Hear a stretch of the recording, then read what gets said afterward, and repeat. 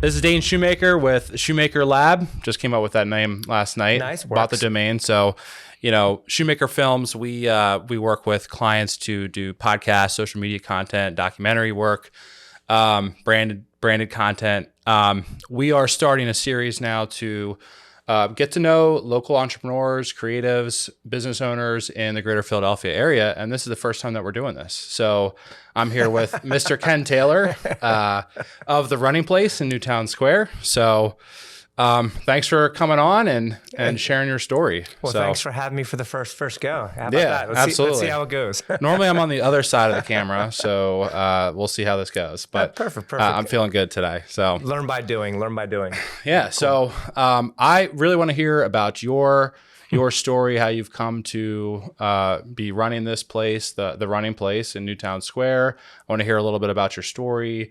I know you taught at Girard College for a little bit. You're from Alabama, so I think a couple times that we've talked, and you're on a director of the Newtown Square Business Association. So that's how we know each other. Right. Exactly. Yeah. So why don't you just kind of give a little bit of background on yourself, and then we'll kind of dive into things. So yeah, this is editable, right? Oh yeah, 100%. Gotcha. Yeah.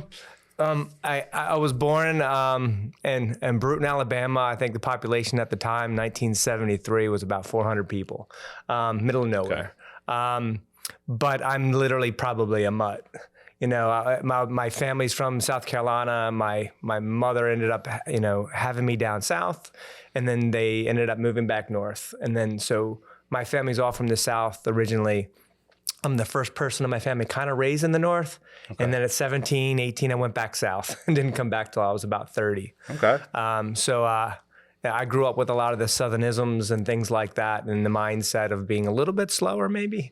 But I can hear a little bit of twang, but I don't get the slowness from you. Yeah. No, I guess always moving around, that helps too. But I was a kid that played baseball growing up. I love the sport of baseball, and my dad was my coach. And we moved, and then I had a coach that when we were drafted, kids were drafted with baseball, and I was drafted, and the coach used inappropriate language, so I wasn't allowed to play for that coach, and they wouldn't let me go to another team because of the draft. So my buddy, Brian Perrone, told me, why don't you come play track?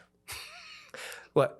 You don't play track, you run. But I didn't know what it was. Right. So it was CYO. So I was a CYO kid in around fifth grade. Okay. And I started running track in fifth grade. And that's Catholic Youth. Catholic Youth, Catholic Youth Organization. Okay. I was a St. John the Beloved.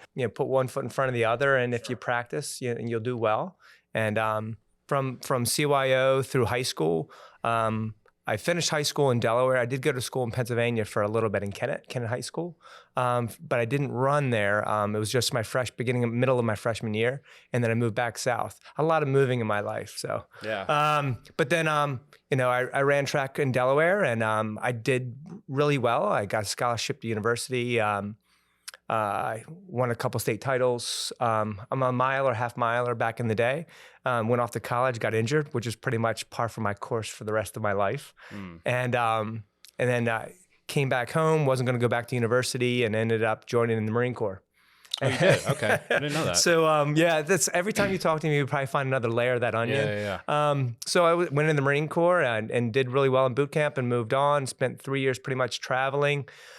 With the U.S. Marine Corps and Africa, the Middle East, so a little bit over all throughout Europe, the Mediterranean, Black Sea, Adriatic, Red Sea, Indian Ocean. And it was a great experience for me. It just really made me appreciate where I came from. Yeah. So you always appreciate that. I came back, and when I was getting out of the Marine Corps, I applied to a couple of schools. Villanova being a running school because I wanted to get back into running, which is here, but I wasn't living in the area. Okay. And UNC and UVA both had great history programs, which is kind of where I was going. Okay. And I ended up choosing UNC, UNC Chapel Hill. To me, I would move back tomorrow, but my wife's from Delco, so you don't leave when your wife's from the area. I'm familiar with that. Yeah. And So here I am. I moved up here for after I went through university at UNC. I was doing a graduate PhD program I came up here for 1 year while my advisor was on sabbatical. I took a gap year to try and run and give it my last go. Went out to Colorado, trained for the summer, came back really good going into the winter. And then living in the north, I went for a run and came home. And at the end of my run, I slipped on black ice and snapped my ankle in 3 spots and tibia in half. Oh, no. And that was pretty much it for competitive running. I can run, right. It's fun. And I still love it. Yeah. But I would never be fast because I lost flexion in my foot. So, so it's all good. But it was like, I could keep running and, I was a little frustrated with that, obviously. Yeah. The following year, I stepped in a hole covered with snow and broke my opposite foot. Oh my gosh. And then I bought a treadmill. then you don't go outside in the winter here. Yeah. People don't, when I moved up in 2002 into Philadelphia, people don't realize that we got 20 some inches of snow a couple of times. Yeah. We used to get a lot of snow. Yeah. Not so much anymore. Not so much anymore, which is good for runners. I guess so. Yeah. And then I came up to Girard College and stayed, and became director of wellness. And then so I was teaching economics, which is one of my undergrads, and I have a master's in curriculum instruction as well. Okay. And then UNC converted the program I was doing into a master's. So I was going through the schooling. I have too many degrees but it's always fun to learn. So I think it's really exciting. So long story long, a buddy. I helped a buddy when he was opening up a store up in North Wales, and I really, really loved it because you're helping people in a different way. And you're teaching, which is something that I've always done, so I'm teaching in a different way. And then my friend Bill Frawley was working with the running place here in Newtown Square and said, hey, we need some help. What about just helping out on a couple nights a week and maybe on Saturdays? I'm like, okay. It was close to home, and I get to work with a friend, and it was really great. And the staff is amazing. I mean, this is before I came on. Yeah. Right. And then Patty and Joan were the godmothers of the running place. They started the store March 17th, 2001. And Joan had moved on to Colorado to be near her grandchildren and her daughter. And then Patty wanted to transition out as her son graduated high school and asked me if I wanted to buy the other half of the store, because at that time it was Patty and Bill. Okay. And then I said no the first time in 2011, but then we had our daughter, and I wasn't home enough to be around. I always want to be, you want to be an active father, an active parent, and play an active role in the little one's life. So the running place made sense. Yeah. So Patty and I bought Patty out, and then Bill and I became the co-owners in 2012. So that was the year that I officially became an owner. I came on helping out in 2008. So I've been here for pretty long time. And then I got to work with my best friend, for a lot of years. Then he left me like my work wife, in 2001 and moved out to Bend, Oregon. And he's living in semi-retirement out there. Nice. He's hiking all the time, cross-country skiing in the winter and paddleboarding in the summer. So he's having a good life. And so I've been the sole owner since January 1st, 22. Yeah. And it's difficult. Sure. I know this is a kind of a piece, is it's difficult being a sole owner with so many different wheels turning, ordering and, bringing all those things in and staffing. Everybody after the pandemic was having issues with staffing. Yeah, I think sure. In general, I think small businesses, it's difficult to find staff and retain staff for small businesses. Yeah. But I think we've kind of walked through a bunch of things to this point. I guess that's kind of, does that get you to where we are today? Yeah, sure. Yeah. I'm like, I don't know if that's, Yeah. I hear a lot of running analogies there, walking through things, running through things. Yeah. But I mean, you became sole owner in 2022. Right. What was that like? I mean, did you have a goal of becoming the owner, or is it kind of, as the previous owner moved out, it was kind of a reluctant thing? So when I came on as the owner with Bill in 2012, I knew that he wanted to go out west. Yeah. So we had that conversation early on. So I knew he and I were going to work together for years, and then when he was going to want to transition out, then I would buy him out when he left. Right. And that way we kept the same family feel of the store, and And so we knew that was going to go on. We didn't know when. I Yeah. think the pandemic might have sped that up a little. It might have sped that up a little bit. Yeah. Because we both were a little bit fried after 2021 year was probably maybe more difficult than 2020 for us. Because in 2021 the inventory issues with all companies were kind of crazy. Right. Trying to figure out if we could find a shoe in this size, and you can't, and then you're trying to pivot and trying to help the customer get the best fit. Right. And it was really hard because inventories with all brands were logistically a nightmare. So it's always pretty crazy times. And I think Bill did a lot of the shoe purchasing, ordering on that point, and I did all the ordering of everything else. So I think he was fried a little bit more than I was in that sense. And then and things got back a little bit better in 2022 when he transitioned out, and things are a little bit better now than they were. Yeah. There's still hiccups now, more than we used to have, but I think it's just the life of the business right now. That's just kind of how it is. Right? Yep. Do you have specific brands that you carry here? Yeah, we're actually probably funny for the customers. We handpick everything. Nobody tells us what to carry. We choose what we're going to carry based off of lab research, content of looking at past shoes, reading reviews, putting the shoe on my foot, and going through it. Bill and I used to go back and forth with one another trying to handpick the things that we're going to carry. Our entry-level shoe isn't an entry-level shoe. Our entry-level shoe is going to give you 2.5 times your body weight and shock absorption up to a 310-pound person for 500 walking miles, 350 running probably, give or take a little bit, and that's the mean. But that's kind of the entry level for us. We want to make sure that we're dispensing shock so that the person's able to be as active as they want to be, whether they're walking or running. Yeah. Running shoes are like nomenclature, like Kleenex the tissue. Right. So it's kind of like a running shoe is something that offsets shock, and that's why it's called that. So functionally, if you're moving forward or standing on concrete, working at Home Depot, or you're a nurse doing 12-hour shifts, we got you covered. Cool. But back to the brands. We're 23 years in this weekend, and we've never carried Nike in 23 years. We carried Adidas. We had a Nike contract, just never brought them in. They have some good shoes. Nike has some phenomenal racing shoes, and they have some great shoes that are in line with what we carry, but they're as good, not better. So, the number one brand in the market for specialty when people are fit for shoes is Brooks. Okay. So, interesting. And we say that in Brooks does running and walking. So you're not going to see them on the basketball courts. You're not going to see them on the football field with cleats or anything like that. But they are running and walking specific. So they kind of gear their stuff that way. And then the other marketing brands that are blowing up, people know, are, Hoka, which has been around for a little bit over 12 years now. Yeah.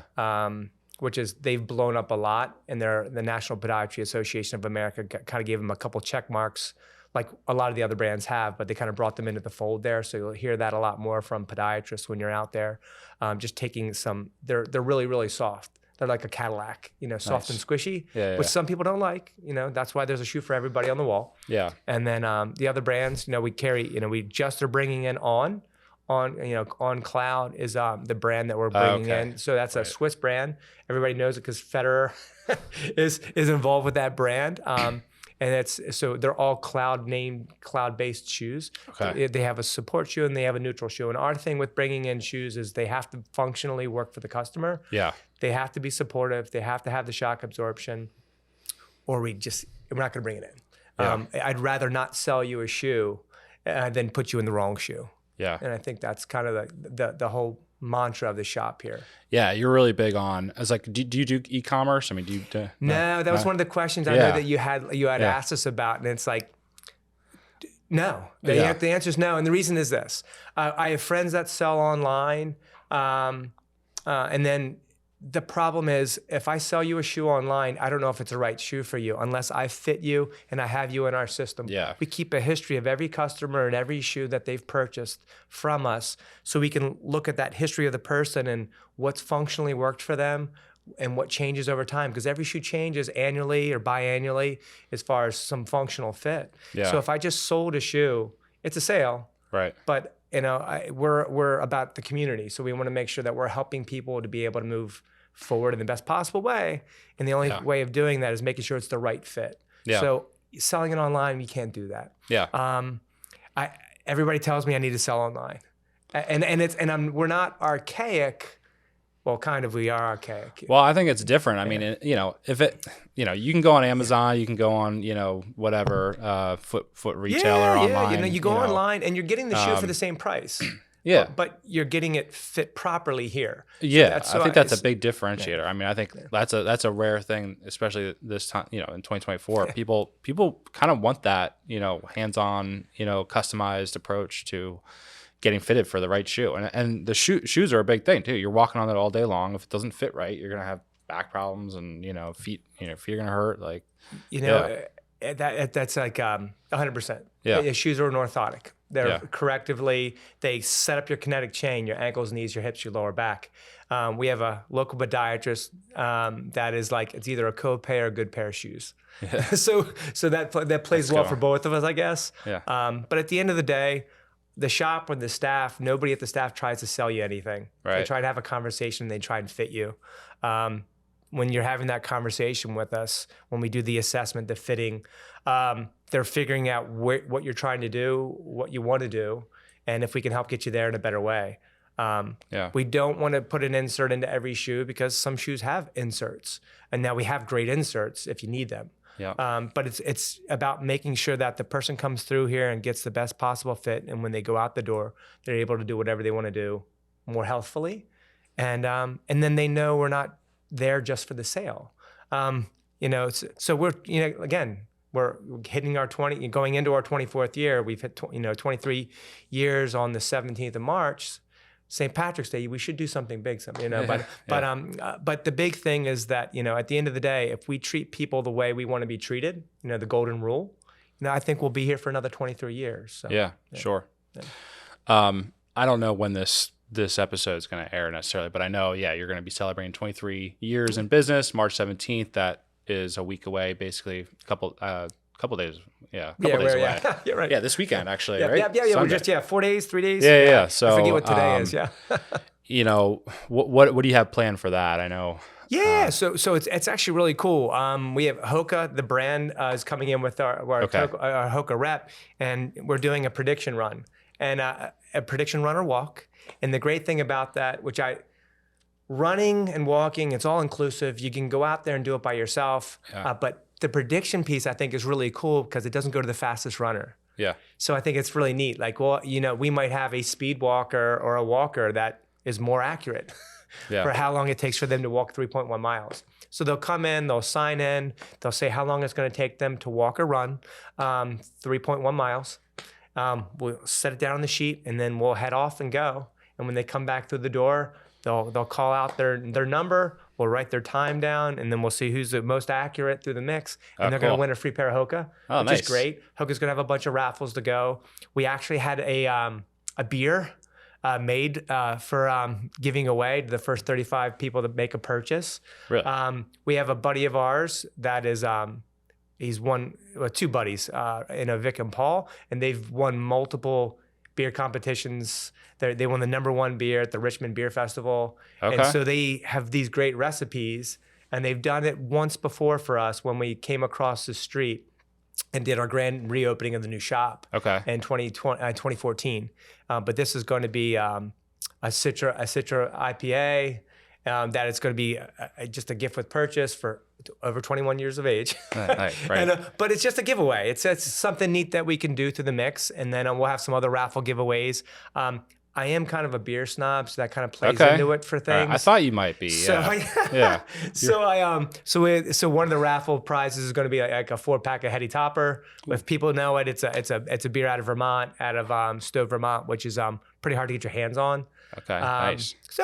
And then we're going to have shoes, outfits, and different. Every hour we're going to pull a raffle. We're lucky to have a great PT in the area, Accelerate with Brian Jocelyn's company, and he's going to have Andrew Tavarian on site doing free PT sessions. On Saturday. People just have to email or call in. They can slide themselves into the mix. So it's kind of cool that do that piece there, like it's community, right? You bring the PTN and they can actually help people that are starting to get those little bit of hiccups going into training for Broad Street that we have coming up. Right. So we try and do some of those sessions a few times a year, which again is free, always free. We don't charge for anything like that because I think it's just, you're in the community, you should serve the community. So that's ways of us to be able to go out there and do some more positive things. Yeah, that's great. I wouldn't say that I'm a beer snob, but I'm definitely a fan of the the microbrews. Are they a local brewer or they're home brewers? They're home brewers. Okay. And that they're home brewers and they're in a local brew club, and then they have their competitions throughout the year, and then they travel throughout the East Coast for competitions. Yeah. And they've they're I mean, they have medals, and it's pretty cool. I would love for them to open a place. Yeah. And it's a conversation. But it's like it's like, when you have another full-time job, how do you, create all the other stuff? I feel like Newtown Square needs a brewery, like a brew pub, right on St. Albans Circle or something like that, right? That would be great, wouldn't it? It'd be really close to here. We could do group runs to it. I'm down. Maybe I'll pick up running then. Yeah. Cool. Okay. So, I know we kind of bounced around a little bit, but kind of going back to the Marine Corps, I think it's interesting. Like anything that you picked up from that, what was that experience like? If it's not something you talk about. It was a great experience for me because it showed me the world. Yeah. It showed me. I have a lot of respect for our service members, and I was really lucky, and I do think this, like, everywhere has problems. Yeah. But we're so blessed to be where we are, no matter what type of person, where we're from, what nationality.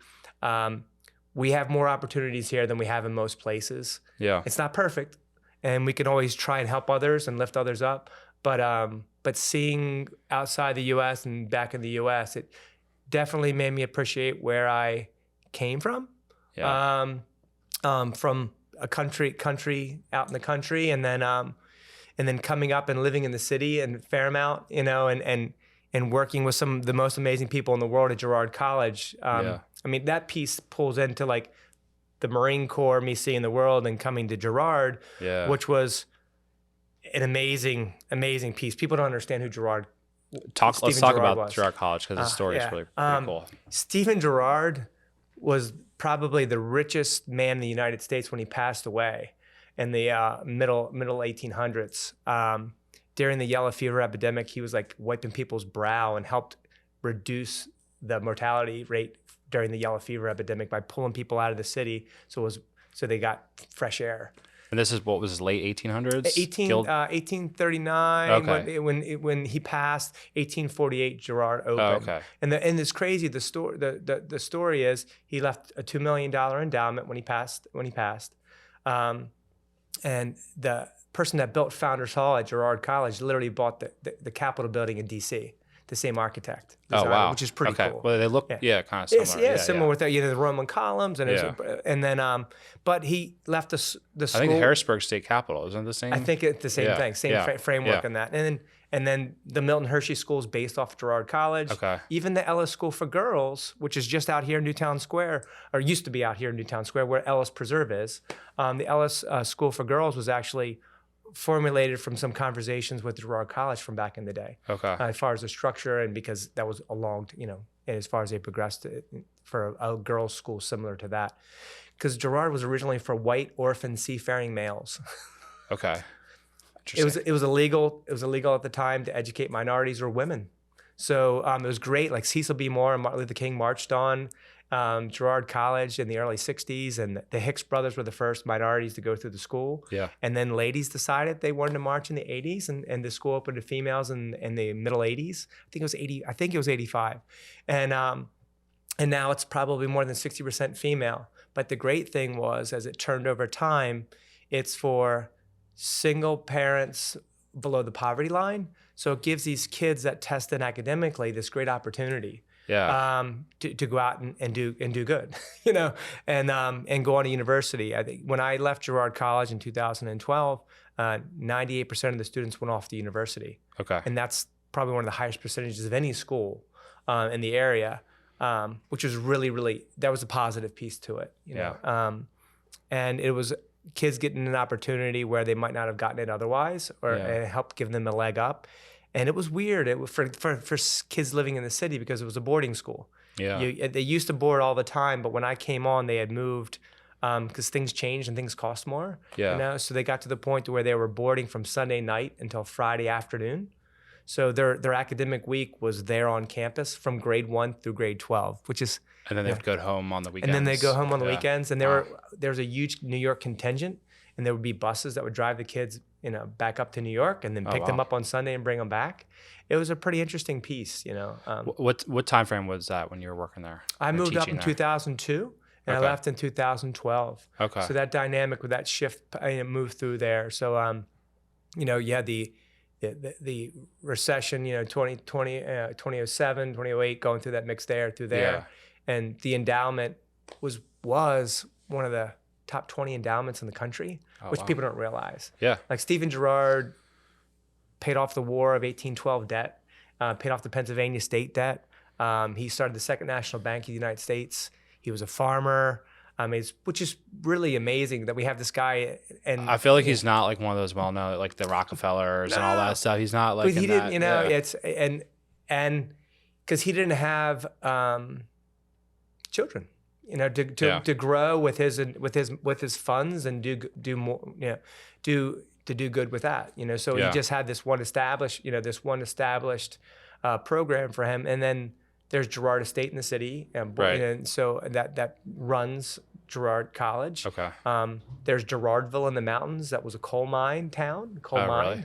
And then he has a farm. I mean, it's just an interesting piece of what it was. And Girard is involved in real estate in Philadelphia as well. Yeah. He pretty much owned Market Street back in the day, which is pretty absurd. Wow. He had so many buildings. He still owns like a couple, like 1 or 2 blocks down there, right off of Market.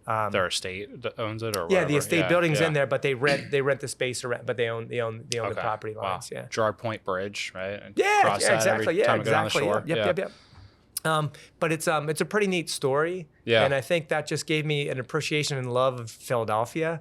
I mean, the students were amazing. Philadelphia was amazing. I would get up at 4:30 in the morning and leave campus and run down to Kelly Drive and go for runs on Kelly Drive and you couldn't. I mean, you're in the city and then you're literally in the park within 5 minutes. Right. You know, Philadelphia has the largest park system of any city in the world. Right. Which I mean, you don't even. I'm like, and I didn't know that moving up here. So that was pretty amazing. I think Fairmount Park's like the largest urban park in the city or in the country. Yep. Maybe maybe it is more. Completely. Yeah. So the Girard College gave me the opportunity to teach and work with youth. You know, so it's the only thing I'll say about owning the store is that I do miss working with students, which is so every day here, all the staff, we teach in different ways. Half the staff are teachers in one way or another. We have an OT on staff. Okay. But teachers are great because they're always learning. They know they need to always learn to keep up with things. Right. So that benefits all the customers and, you know, the community when they come into the shop. So I think that's, you know, comes full circle from me teaching the early years at Durham Tech Community College, Cape Fear Community College, and then moving up here and then being at Girard College and then just teaching in this facet now, which I love. Yeah. Awesome. Yeah. So you taught economics at Girard? I taught economics. And so we talk about hats. You know, I taught economics. The head of school, there was a new head of school that came on and went through like, you know, all the resumes and everything. And I also had a minor in sport administration. Okay. And, which was really cool at UNC.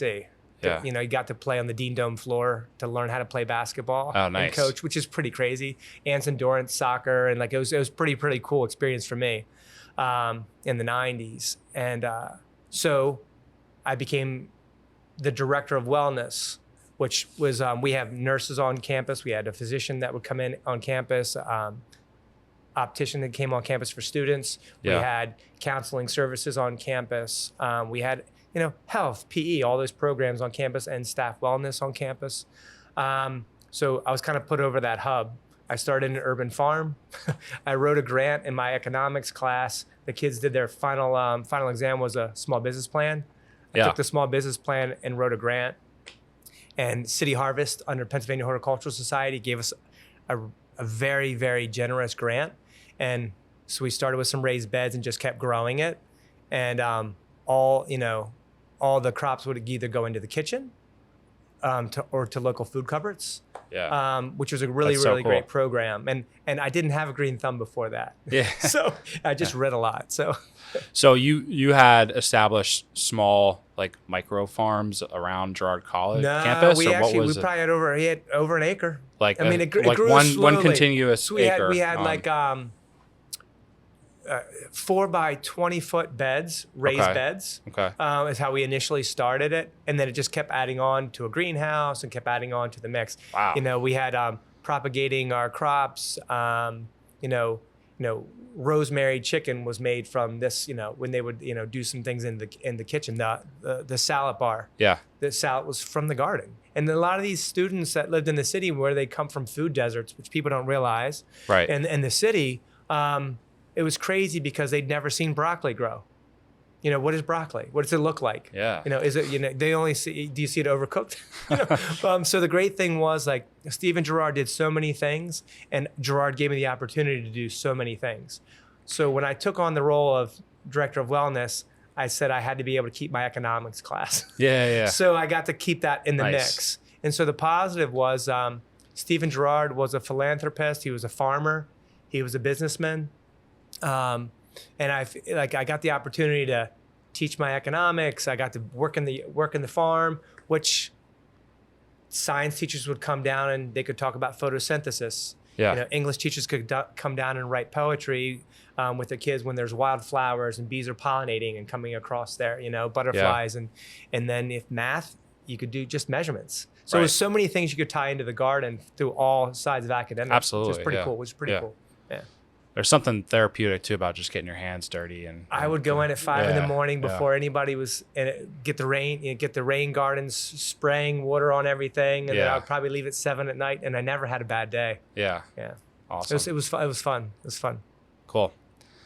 That sounds great.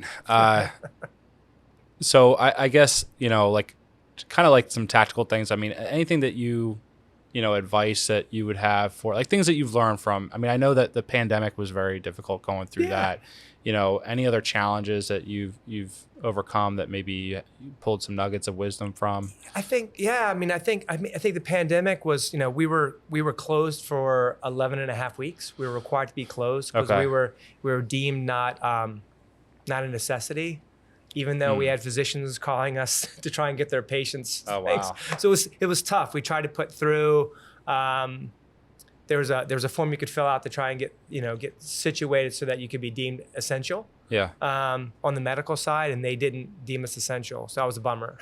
but we flipped, and Bill and I just, we worked hard. We got a postcard out really, really fast. Yeah. You could call into us, and if we had helped you in the past, we could look up your history, see what it was, and if the shoe was the same, we would deliver it and drop it off at your house. Okay. Wow. We did some online fittings. We had a Brannick device. We had done some drop off, talk people on the phone, Yeah. and then gone back and picked up the shoes outside of their houses. So it was just, Bill and I, and the good thing was all of our staff, we paid them to stay home because that's what we were doing. And it gave us the opportunity, which we were proactive with, was that when we were able to open up again, all the staff would still be there. Yeah. And it was the right thing to do for the staff. If you can, you should. Yeah, wow. So it was a great, and I think the staff appreciated it. The staff's family. I mean, Yeah. nobody's the boss here. I mean, actually, you won't see Sharon that much, but she's probably the real boss, the office manager back here. But like, everybody helps one another. It's a community. We all turn back and forth and ask people questions as we're going through. So I think the pandemic is be able to pivot fast. Mm-hmm. A lot of friends pivoted to online at that time, and we were not comfortable with that because that was just making, we were just not comfortable with that. Yeah. I think that, delegating is something that I have problems with, and I probably always will. I think I've come to realize that, and that's a difficult skill. That's a hard thing to do. And I think that's something I've learned, since Bill left. Yeah. Bill was, Bill and I, it was either he or I did something, and now it's me and trying to delegate, which is, no, it's, the staff's great, but it's like, it's always, what, is this getting situated, and not knowing sometimes is like, I have an issue delegating. Right. I'd rather the staff take care of all the customers. The other thing is just, being true to yourself. I think that played true through the pandemic, because we didn't just sell online. We didn't sell online. We kept doing what we did. And when we opened back up, our customers came back in. And so the moral compass is do right by the community, and they're going to do right by you, and they're going to keep coming in because they trust you. Like, I think we have equity and trust with the community. And I think that's the big thing that came out of 2020 going forward, being able to flip fast. And then I think building on that community, I mean, you have a weekly running group that you kind of bring people in. Yeah, the Monday night group is great. And again, it's community coming together, and we never wanted to create a club, like a TRP, the running place club, because we didn't want to be like, we didn't want people to feel we don't want to be exclusive, and it's not all running. It's running and walkers come here on Monday nights. We leave at 6:45 sharp, and it's we always say the shop's for runners and others. So we have walkers going out with us. We have runners going out with us. If you're a first timer, there's always somebody to go out with. But that piece there is, it's all community, but they're all different groups. We have fast tracks, which Joan, the original owner, started that track club. A long time ago, and they're more geared over towards Valley Forge area, and then we have Delco Roadrunners. This is Delco, obviously. So we have a lot of those guys, and this is their Monday night run. So they have mixed groups, and it's really welcoming of everybody coming through the mix. We have Run Strong members from Havertown. We have Drexel Hill Runs. We're really lucky. We have some great groups in the area, and so we just want to be inclusive of everybody. And it's just like, it's a quick, simple, easy day to, when you have a case of the Mondays, to get out the door and like check that off the list and get your week started in the most positive way. Nice. Yeah. And that's what you meet here at? Here on Monday nights at 6:45 sharp, we leave. 6:45 sharp, we leave. That's always like on the nose. Nice. But so people start showing up around 6:30. The shop says closed, but you'll see people wandering in and out with the door open. And then sometimes we'll have brands show up and actually do wear tests with their new shoes, which is pretty cool. And it's a chance of you actually lacing up a pair of shoes, going out and running 3, 4, 5 miles, coming back, giving the shoes back to them and giving them feedback. And so the next shoe can be better. So it's pretty cool. And you know what? Put 3 miles on their shoes, not yours for the day. So, so it's a positive all the way around. Nice. So, we'll kind of bring it in here. What's the address of the store? Where can people? We are at 3551 Westchester Pike, Newtown Square, Pennsylvania, 19073. And we've been in this location for 14 years. We've been in this location for 10 years now. We've been here and across the street. We were across the street for 13 plus years. So this is the connection for us. I realize that. So we're right here on Westchester Pike in the St. Albans shopping center, next to Casey's, Fellini's, and Cut Above. Gotta love Cut Above. And give them a shout out. But we've been here for 23 years going on, and I hope I easily see us being here for another 23, maybe a second generation of the Taylors. We'll see how that goes. Love it. Cool. Well, thanks for the opportunity here to chat, learn a little bit more about Mr. Ken Taylor and the running place. And I appreciate you having me give this a go and see how this works for you as much as anything else. I had fun. So good. It's a positive way. I mean, this is pretty neat. I got to be honest. Cool. So this is pretty cool. I agree. So thanks for having me in on the first go round. Thanks, Ken. Thanks again. Take care. Cool.